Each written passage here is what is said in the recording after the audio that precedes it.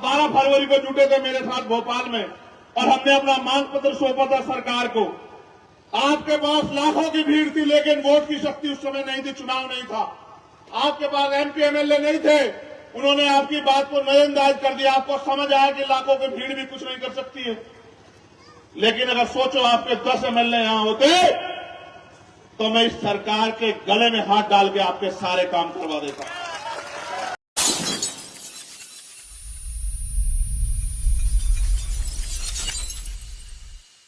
ये कांग्रेस भाजपा में से कौन सा नेता आपके साथ खड़ा था, लाठियां खा रहा था, जेल गया था? आप अपने मन से पूछ के बताओ।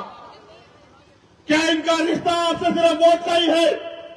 आपने देखा नहीं, आपने भाजपा को हराने के लिए, भाजपा के लिए जो लाठियां आपकी पीठ पे डाली, उनसे बचने के लिए आपने कांग्रेस को वोट दिया। लेकिन 1.5 साल में कांग्रेस के लोग कांग्रेस पार्टी को तोड़ के और भारतीय जनता पार्टी में शामिल हो गए। जो पार्टी अपने विधायक नहीं रोक पाई, अपने विधायकों की रक्षा नहीं कर पाई, वो आपकी रक्षा कर लेगी क्या? बताओ। जो अपने ताकतवर, देखो उनके लोग झूठे थे, उनके लोग लालची थे, वो लोग भागे, जनता नहीं भागी। जनता ने तो तय किया था कि भाजपा की का ढक्कन बंद करना, और आपने करके भी दिखाया। लेकिन मुझे बताओ, मेरे पैसे लेके, कपड़े लेके आपके बीच आएंगे, आपको कहेंगे बेच दो।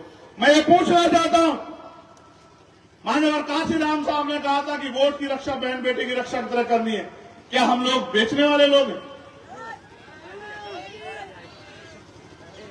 अगर बेचने वाले लोग हो तो फिर मुझसे, मैं तुमसे कोई शिकायत नहीं करूंगा। और स्वाभिमानी लोग हो तो आपसे कहूंगा कि आज के बाद घर सोना मत जाके मेरे लोगों, जितने फोन हो, दोस्त हो, रिश्तेदार हो, सबको कहना कि बहुत हुआ, हमें सबको देखते हुए इस बार हमें आजाद समाज पार्टी के प्रत्याशियों को मौका देना है। और एक एक वोट केतली के चुनाव निशान पर डाल के देखो। आज आपका दल छोटा है, आज आपकी लोग मजाक बनाएंगे और कोई मानेगा भी नहीं कि आपका दल आगे बढ़ेगा।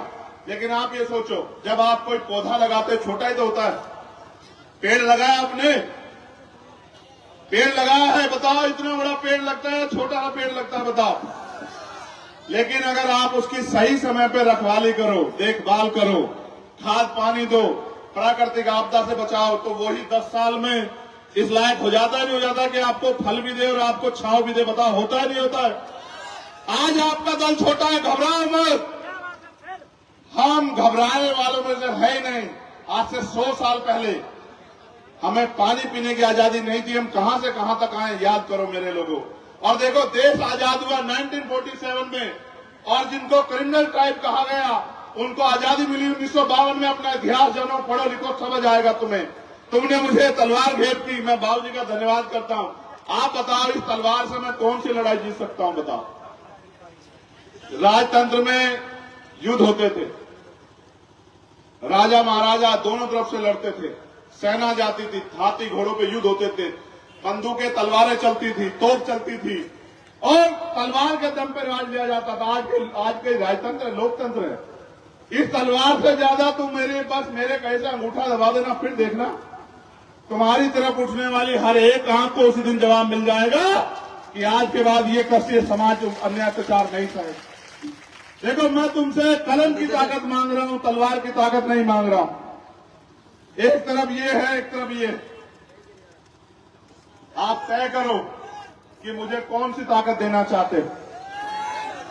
अगर तुमने ये ताकत मुझे दी और इतनी ताकत देने की ये कलम मेरे हाथ से चल जाए, तो मैं लिख के देता हूं, विरोधियों के 20-20 एमएलए और हमारा एक एमएलए अगर भारी नहीं पड़ा, तब आप मुझे बताना। जिस दिन इस कलम में ताकत होगी, आपको रोजगार के लिए दूसरे प्रदेश में नहीं जाना पड़ेगा। जिस दिन इस कलम में ताकत होगी, हमारी माँ बहनों को अपने घर चलाने के लिए उधार पैसा नहीं लेना पड़ेगा किसी को। हमारी बच्चों को पढ़ने के लिए जमीन नहीं रखनी पड़ेगी, उनके माता पिता गिरवी। उनकी शादियों के लिए किसी साहूकार से कर्जा नहीं लेना पड़ेगा। हमारे नौजवान भाइयों को पढ़ने के लिए कोई लोन नहीं लेना पड़ेगा। जिस दिन हम पे ताकत होगी, सबको सस्ती शिक्षा, बेहतर से बेहतर, जैसी विदेशों में मिलती है, सबको सस्ती शिक्षा। क्योंकि बाबा साहब कहते थे कि शिक्षा हथियार है, इस हथियार से आगे बढ़ना है।